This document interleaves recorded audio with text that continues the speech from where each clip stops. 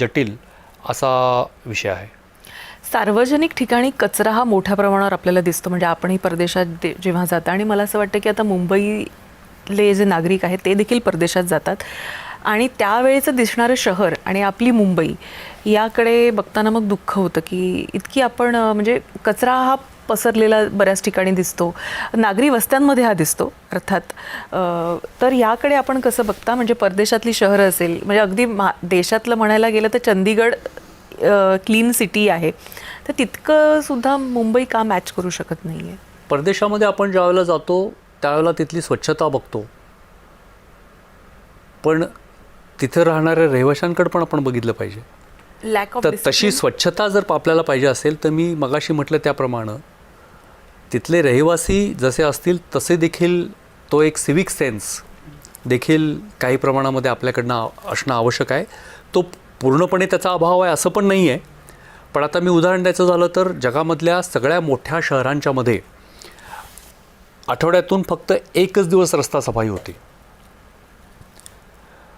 कारण ती सफाई झाल्यानंतर 7 दिवस लोक कचरा टाकतच नाहीत ना तिथं रस्त्यावरती. आपल्याकडं सकाळी कचरा टाकल्यानंतर दुपारी अशी परिस्थिती दिसते की सकाळी साफ झालं होतं की नाही तेही कळत नाही. म्हणजे ठीक आहे, सफाई कामामध्ये जरी आपण काही स्वतःहून करत नसू तरी कचरा टाकण्याच्या गोष्टीसाठी किंवा थुंकणे, कचरा टाकणे, कुठेही रस्त्यावरती पाणी सोडणे, ह्या सगळ्या गोष्टी, सांडपाणी सोडणे, ह्या गोष्टीवरती देखील लोकांनी नियंत्रण ठेवलं पाहिजे. याचा अर्थ मुंबई महापालिकेची काही जबाबदारी नाही असं पण नव्हे. आम्ही त्याच्यावरती अत्याधुनिक करण्याचा, जास्तीत जास्त लोकांना प्रशिक्षण देऊन त्यांना त्यांचं जास्तीत जास्त चांगलं काम त्यांच्याकडनं करून घेण्याचा आमचा सातत्याने प्रयत्न आहे.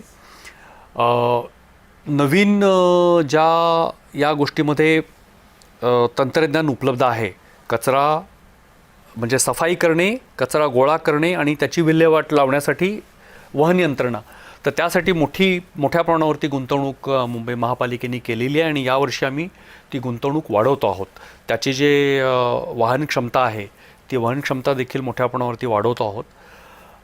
पण नागरिकांचा सहभाग जास्त पद्धतीने, आणि मी सांगतो की काही झोपडपट्टीचे भाग आहेत, मी आता सगळ्यांची नावं घेणार नाही, काही सोसायट्या आहेत, या स्वतः कचऱ्याचं वर्गीकरण करून त्याच्यावरती प्रक्रिया करतात. तर त्या ठिकाणी अत्यंत चांगली सुविधा आपल्याला महापालिकेतर्फे देखील दिलेली पाहायला मिळेल. खत बनवतात, वर्गीकरण करतात. सगळ्यात महत्त्वाचं म्हणजे तर वर्गीकरण कचऱ्याचं करता यावं यासाठी आम्ही मालमत्ता करामधून देखील त्या लोकांना काही प्रोत्साहन म्हणून मालमत्ता करात सूट दिली जाते, पण त्याचा देखील फायदा फार कमी संस्थांच्याकडनं घेतला जातो. खरं आहे. फुटपाथ ही पण एक मोठी समस्या आहे, कारण 90% फुटपाथवर चालताच येत नाही आहे मुंबईमध्ये. का असं होतं? म्हणजे फेरीवाले, खाण्याचे स्टॉल्स, बॅनर, बेकायदा पार्किंग, ह्या सगळ्यानं पूर्णतः फुटपाथे भरलेले आहेत. तर ह्यासाठी म्हणून तुम्ही कायमस्वरूपी काही तोडगा काढणार का? मुंबईमध्ये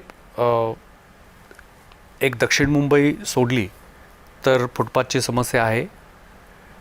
ज्या पद्धतीनं आपण हे शहर आंतरराष्ट्रीय शहर आहे असं म्हणतो,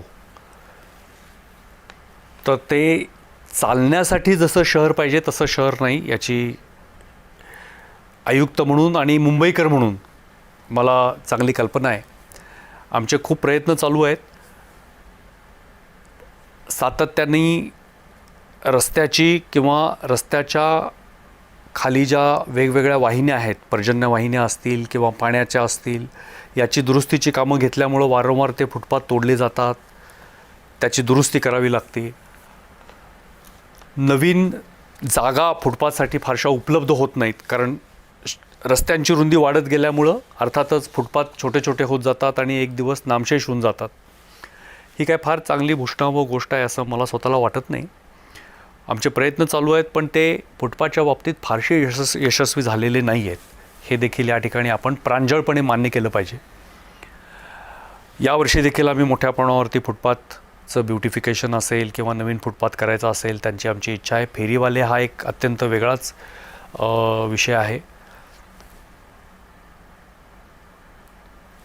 बहुतेक रेल्वे स्टेशन बाहेरचे जे क्षेत्र असतील किंवा काही ठराविक असतील ते आम्ही आता बऱ्याच ठिकाणी फेरीवाला मुक्त केलेले आहेत. पण ही सातत्याने करायची गोष्ट आहे. हे 1-2 वेळा करून होणार नाही, सातत्याने करायची गोष्ट आहे. आणि मला वाटतं की या सातत्याने करायच्या गोष्टीमध्ये अजूनही महापालिकेला जास्त प्रयत्न करायला लागेल. मुंबई पोलिसांची देखील आम्ही याबद्दल हे फेरीवाला